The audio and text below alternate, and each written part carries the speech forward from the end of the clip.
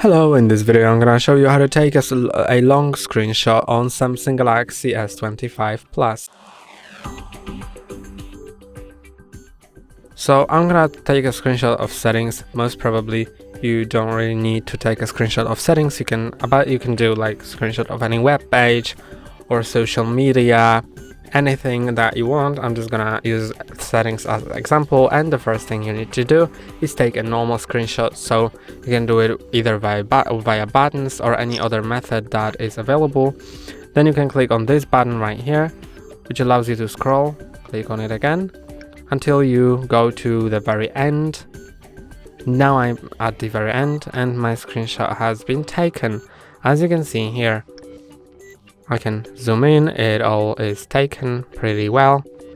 And that's all for today. Don't forget to like and subscribe. See you next time.